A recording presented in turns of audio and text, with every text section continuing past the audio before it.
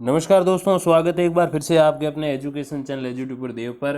तो दोस्तों, वैसे तो मध्यम मार्ग जो जनक थे वो भगवान बुद्ध थे, जिन्होंने बौद्ध धर्म में जो है मध्यम मार्ग से दुनिया को परिचित कराया था। लेकिन इस बार राजस्थान सरकार या यूं कहें शिक्षा विभाग भी जो है मध्यम मार्ग पर चल पड़ा है। और इसी मध्यम मार्ग के आधार पर उन्होंने सेकंड ग्रेड से फर्स्ट ग्रेड के जो प्रमोशन में विवाद चला था शिक्षा सेवा नियम 2021 के अंतर्गत, जिसमें समान विषय का नया नियम लागू किया गया था, उसको समाप्त करते हुए इस विवाद का जो है वो पटाक्षेप कर दिया है।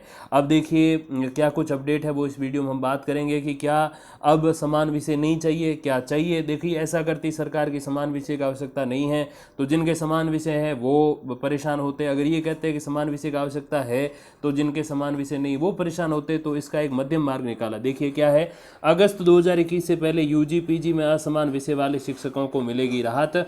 सीधा सा इन शॉर्ट एक छोटा सा इसका तात्पर्य बताऊं तो यही है कि अगस्त 2021 यानी कि आज से लगभग एक साल पहले जिन्होंने पीजी कर लिया है और यूजी और पीजी में जिनके असमान विषय भी है, जैसे कई बार लोग बीएससी करते हैं लेकिन आगे जाके एमए कर लेते हैं, कई बार लोग राजनीति इतिहास और भूगोल में बीए करते हैं लेकिन आगे जाके वो जो है किसी और विषय में जैसे समाजशास्त्र लोक प्रशासन उसमें एमए कर लेते हैं, तो वो असमान विषय हो गए। तो अगस्त 2021 से पहले किसी का यूजी पीजी है और उसमें उनका असमान विषय है तो भी चलेगा, कोई दिक्कत नहीं आएगी, क्योंकि अब इसमें शिक्षा विभाग ने जो है वो राहत दे दी है।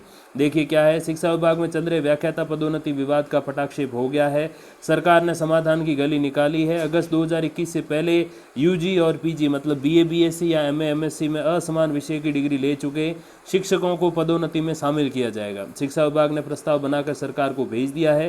कैबिनेट में नियम संशोधन होगा। याद रहे कि राजस्थान में शैक्षिक सेवा नियम 2021 के अंतर्गत सेवारत शिक्षक जो अध्यापक और वरिष्ठ अध्यापक है उनके लिए जो है व्याख्याता पद पर पदोन्नति के लिए स्नातक और स्नातकोत्तर यानी कि ग्रेजुएशन और पोस्ट ग्रेजुएशन में समान विषय की शर्त रखी। व्याख्याता विभिन्न विषय पद पर सीधी भर्ती में सरकार ने स्नातक और स्नातकोत्तर में समान विषय की छूट दे रखी है।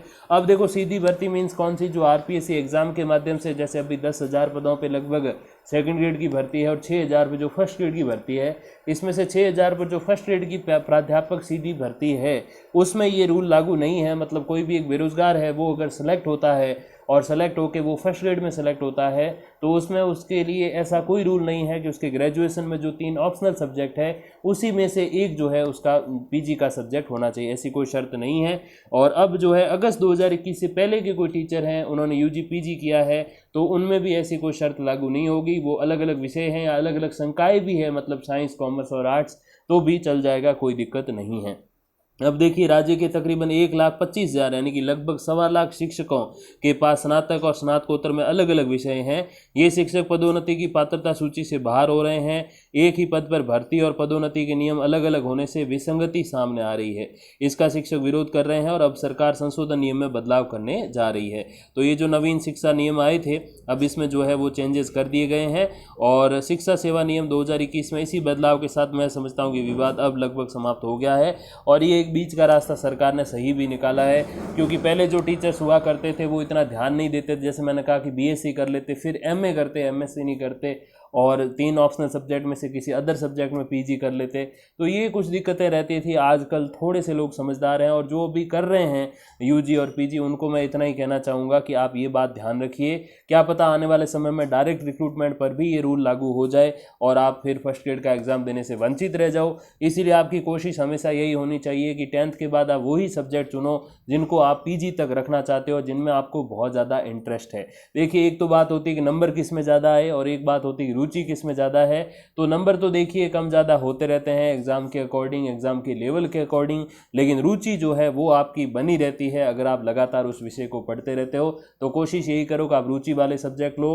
12th में भी जो है ऑप्शनल सब्जेक्ट ग्रेजुएशन की तरह चुने जाते हैं वो चुनो और उन्हीं को आप ग्रेजुएशन में कंटिन्यू करो और ग्रेजुएशन वाले किसी एक सब्जेक्ट में जो है आप ऑप्शनल सब्जेक्ट जो उसमें से आप पीजी कर लीजिए। तो इसके 2 फायदे होंगे। पहला तो ऐसी जो कोई शर्तें हैं उसमें आप बने रहोगे, आने वाले समय में जो भी एग्जाम होंगे फर्स्ट ग्रेड वगैरह के उसको आप दे पाओगे। और सेकंड, आपके पास जो विकल्प रहेगा, जो लाभप्रद स्थिति रहेगी वो ये रहेगी कि आपका नॉलेज जो है वो बहुत लंबा होता चला जाएगा। 11th 12th में आप पढ़ोगे 2 साल, फिर ग्रेजुएशन के first year second year final year में पढ़ोगे 3 साल, तो ये 5 हो गए और 2 साल पीजी के हो गए 7। तो सोचिए आप 7 साल किसी विषय का अनुभव हो तो मैं समझता हूँ कि बहुत बड़ी बात है। फिर अगर आप बीच में बीएड वगैरह करते हो तो उसमें भी थोड़ा कुछ एक सब्जेक्ट का वो भी वहाँ पर भी विकल्प रहता है, तो उसमें आप पढ़ लेते हो। और फिर आप यूजीसी के द्वारा जो नेट जेआरएफ का एग्ज़ाम आयोजित होता है उसमें अगर आप पढ़ना चाहो तो भी थोड़ा और डीप नॉलेज होगा। फिर कॉलेज लेक्चरशिप के लिए आपके थोड़ा रास्ता ईजी हो जाएगा। तो यही कुछ एक बातें हैं जो आप ध्यान रखिए। और 1.25 लाख जो शिक्षक हैं सेकंड ग्रेड, वो जो फर्स्ट ग्रेड में प्रमोट होने वाले हैं, अब उनके लिए ये खुशी का अवसर है। और मेहनत करते रहिए, बाकी जो भी अपडेट आएगी तो मैं आप तक पहुंचा दूंगा वीडियोज़ या फिर कम्युनिटी पोस्ट के माध्यम से। तब तक के लिए धन्यवाद, नमस्कार।